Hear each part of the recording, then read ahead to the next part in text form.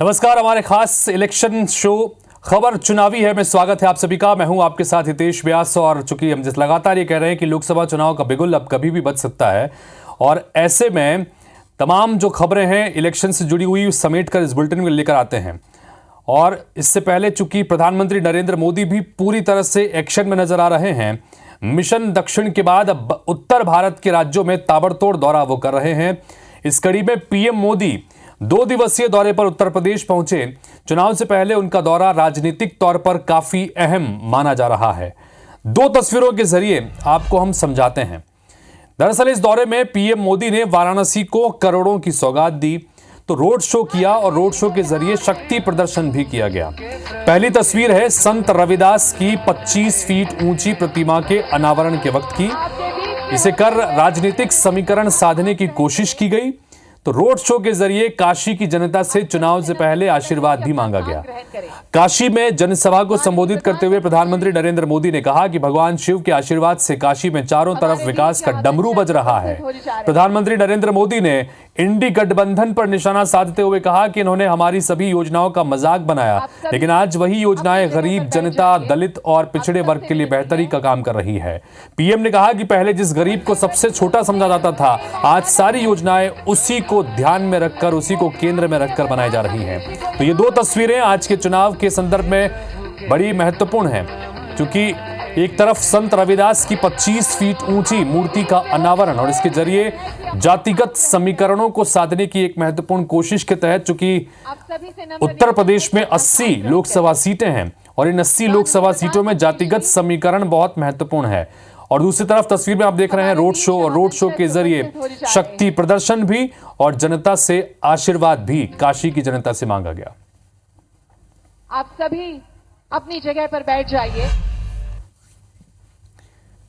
जाति के नाम पर उकसाने और उन्हें लड़ाने में भरोसा रखने वाले इंडी गठबंधन के लोग दलित, वंचित के हित की योजनाओं का विरोध करते हैं।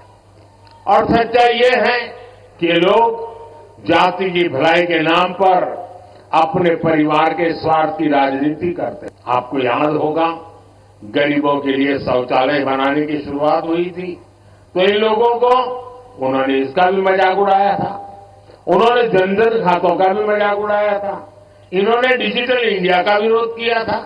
इतना ही नहीं, परिवार पार्टियों की एक और पहचान है, ये अपने परिवार से बाहर किसी भी दलित, आदिवासी को आगे बढ़ने नहीं देना चाहते।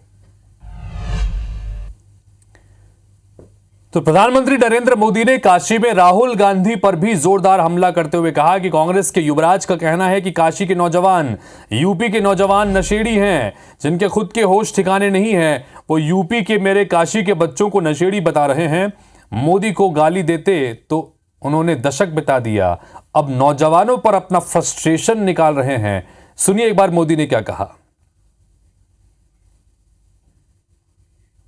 कांग्रेस के शाही परिवार के युवराज का कहना है, जिनके अपने होश ठिकाने नहीं है, वो यूपी के मेरे काशी के बच्चों को नशेड़ी कह रहे हैं। अरे गौर परिवारवादियों, काशी का, यूपी का नौजवान तो विकसित यूपी बनाने में जुटा है। तो चलिए अब आपको सुनाते हैं राहुल गांधी जब न्याय यात्रा के दौरान काशी पहुंचे थे तब उन्होंने क्या कहा था, जिस पर आज प्रधानमंत्री नरेंद्र मोदी ने यह तीखा प्रहार किया है। सुनिए जरा राहुल की बात। यूपी का भविष्य रात को शराब पिए नाच रहा है, डांस कर रहा है नशे में। दूसरी तरफ राम मंदिर खुलता है, राम मंदिर में आपको नरेंद्र मोदी दिखेगा, आपको अंबानी दिखेगा, आपको अदानी दिखेगा, आपको हिंदुस्तान के सबसे अरबपति दिखेंगे।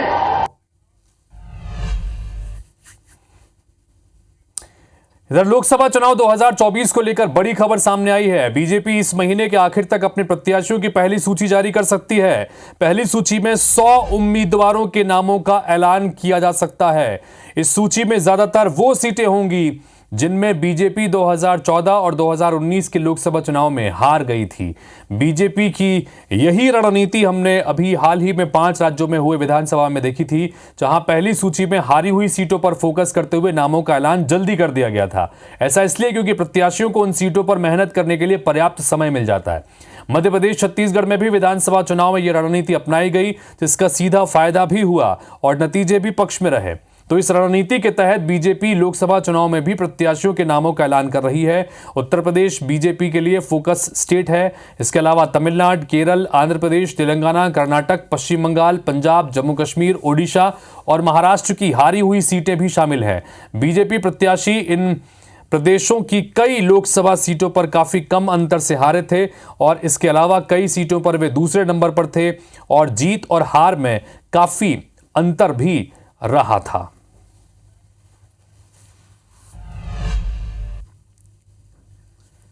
तो लोकसभा चुनाव के पहले केंद्रीय गृह मंत्री अमित शाह 25 फरवरी को मध्य प्रदेश के दौरे पर रहेंगे, जिससे लेकर तैयारी तेज हो गई है। भोपाल से लेकर ग्वालियर तक शाह के दौरे को लेकर बैठकों का दौर जारी है। 2 तस्वीर आपको दिखाते हैं। एक तरफ भोपाल में बीजेपी प्रदेश अध्यक्ष वी डी शर्मा ने कार्यक्रमों की तैयारियों का जायजा लिया है, तो वहीं दौरे को लेकर बीजेपी ने बैठक की है, जहां वी डी शर्मा, लोकसभा प्रभारी महेंद्र सिंह और सतीश उपाध्याय ने भोपाल जिले के जनप्रतिनिधियों और पदाधिकारियों की बैठक ली। वहीं ग्वालियर में भी दौरे को लेकर बैठक हुई है, जिसमें ग्वालियर चंबल संभाग के 4 लोकसभा सीट से सांसद मौजूद रहे। ये बैठक संगठन मंत्री हितानंद शर्मा और भूपेंद्र सिंह ने ली।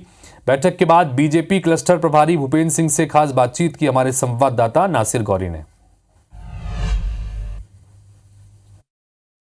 लोकसभा चुनाव की तैयारियां शुरू हो गई है और उसी कड़ी में आप देखेंगे कि यहाँ पर एक बड़ी बैठक की गई है। भूपेंद्र सिंह जी हैं। सर, किस तरह की रणनीति है, उस पर काम किया गया है, बातचीत की गई है? देश के यशस्वी गृह मंत्री माननीय अमित शाह जी बैठक लेने 25 तारीख को ग्वालियर आ रहे हैं और न केवल ग्वालियर, 3 क्लस्टर में वो उनके कार्यक्रम हैं। इसके बाद खजुराहो है, फिर एक जगह और कार्यक्रम है। इस तरह से जो जिन कार्यकर्ताओं को पहुंचना है उन सबको सूचना, बाकी सब तैयारियों को लेकर ये बैठक हुई है और चुनाव की जो आगे की रणनीति है उस पे हम सबको माननीय अमित शाह जी का मार्गदर्शन प्राप्त होगा। राहुल गांधी की यात्रा, न्याय यात्रा उसी समय आ रही है। कहा जा रहा है कि कांग्रेस उसका भी काउंटर। देखिए, कांग्रेस है कहाँ, बची कहाँ, आउटडेटेड हो गई कांग्रेस, तो कांग्रेस बची कहाँ है। आप देख सकते हैं भूपेंद्र सिंह जी है और कई बड़ी बात उन्होंने कही है। देखना यही है किस तरह से लोकसभा चुनाव में अब वो अपना परफॉर्मेंस करती है। कैमरामैन राजकुमार कुशवाहा के साथ नासिर गौरी, IBC 24 ग्वालियर।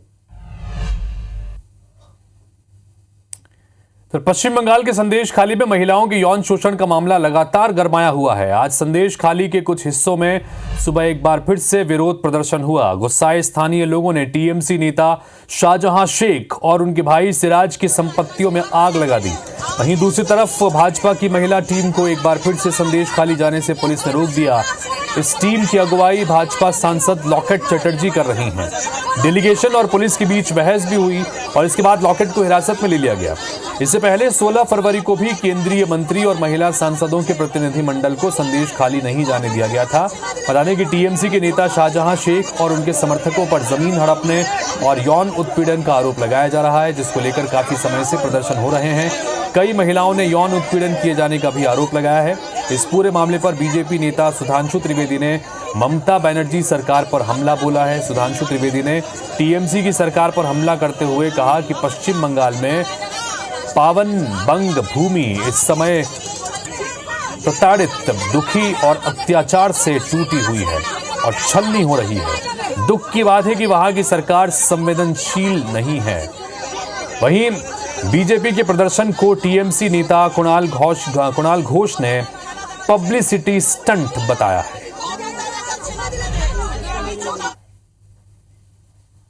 राष्ट्रवाद के स्वर देने वाली बंग भूमि इस समय प्रताड़ित, दुखी और अत्याचार से पूरी तरीके से टूटी हुई महिलाओं के करुण स्वरों के द्वारा छलनी हो रही है। और दुख की बात यह है कि वहां की सरकार इस विषय पर अत्यंत असंवेदनशील और अमानवीय, यहां तक कि उल्टा धमकाने वाला रवैया अपना रही है। वो अपने खुद के कॉन्स्टिट्यूंसी में नहीं जाता है और चला गया वो संदेश खाली फोटो शूट करने। तो वो लोग का काम है, दिल्ली से उनको इंस्ट्रक्शन आया, प्राइम मिनिस्टर नरेंद्र मोदी जी आ रहा है, तो तब तक ये संदेश खाली इशू उसको अलाइव रखना है। एमपी में, गुजरात में, मणिपुर, वहां पर ये कमीशन कहाँ थे?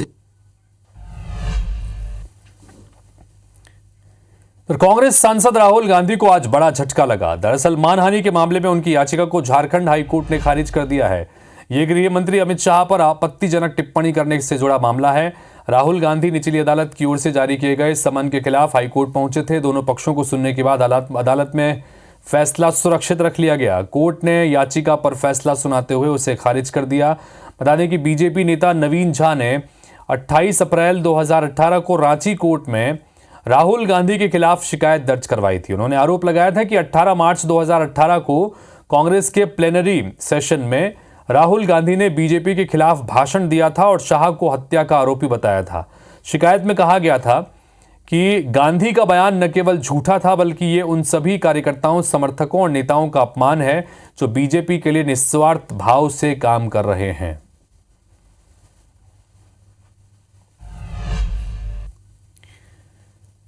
तो एमपी में मिशन 29 फतह करने के लिए कांग्रेस और भाजपा जुटी हुई है। इस बीच गुना सांसद केपी यादव ने बड़ा बयान दिया है। उन्होंने दावा किया कि साल 2019 के लोकसभा चुनाव में 1.5 लाख वोटों के अंतर से चुनाव जीता था, इस बार 4 लाख वोटों से जीतूंगा। उन्होंने कहा कि पहले भी लोगों को उनकी बातों पर आश्चर्य होता था और इस बार भी आश्चर्य हो रहा है, लेकिन इस बार जीत बड़ी होगी। दरअसल मंत्री ज्योतिरादित्य सिंधिया लगातार गुना, शिवपुरी और ग्वालियर चंबल संभाग के दौरे पर रहे हैं और इससे सियासी गलियारों में चर्चा है कि सिंधिया इस बार लोकसभा चुनाव गुना, शिवपुरी या फिर ग्वालियर संसदीय सीट से लड़ सकते हैं। बता दें कि सांसद केपी यादव ने पिछले यानी 2019 के लोकसभा चुनाव में ज्योतिरादित्य सिंधिया, जो कि कांग्रेस की तरफ से चुनाव लड़े थे, उन्हें 1.5 लाख से ज्यादा वोटों से हराया था। तो कुल मिलाकर केपी यादव ने अपने इस बयान के जरिए गुना, शिवपुरी में अपनी मजबूत दावेदारी भी पेश कर दी है कि इस बार 4 लाख वोटों से वो चुनाव जीतने जा रहे हैं, यानी कि पूरी अपनी जीत को लेकर आश्वस्त है। ये बयान तब आया जब इस तरह की खबरें हैं कि सिंधिया क्या गुना, शिवपुरी से चुनाव इस बार बीजेपी की तरफ से लड़ेंगे। सुनिए जरा। जब हम 2019 में ही 1.25 लाख वोट से जीते थे तो निश्चित ही इन 5 वर्षों में वो सब हुआ है जिसका एक एक कार्यकर्ता को इंतजार था, एक एक राष्ट्रभक्त को इंतजार था। निश्चित ही अनेक ऐसे काम हुए हैं जिसका हमने वर्षों इंतजार किया है। तो इस बार 2024 में तो आप ये मानिए कि हम बहुत अच्छे मतों के अंतर से जीतने वाले हैं। तो छत्तीसगढ़ में बीजेपी और कांग्रेस ने लोकसभा चुनाव की तैयारी तेज कर दी है और दोनों ही पार्टी के शीर्ष नेता मिशन 11 में जुटे हुए हैं। इस बार बीजेपी ने यहां की सभी 11 सीटों पर जीत का लक्ष्य रखा है और कांग्रेस ने इस बार पिछले चुनावों से ज्यादा सीटों पर जीतने का लक्ष्य रखा है, यानी कि 2 से ज्यादा सीटें जीतेंगे। और उसी लक्ष्य के साथ रणनीति बनाकर काम करना भी दोनों ही पार्टियों ने शुरू कर दिया है। देखिए, हम भारतीय जनता पार्टी से ज़्यादा सीटें जीतेंगे और हमारी जीत के दावों का बड़ा आधार ये है कि हम जनता के बीच में जाके पिछले 10 साल में मोदी जी की वादा खिलाफी को रख रहे हैं।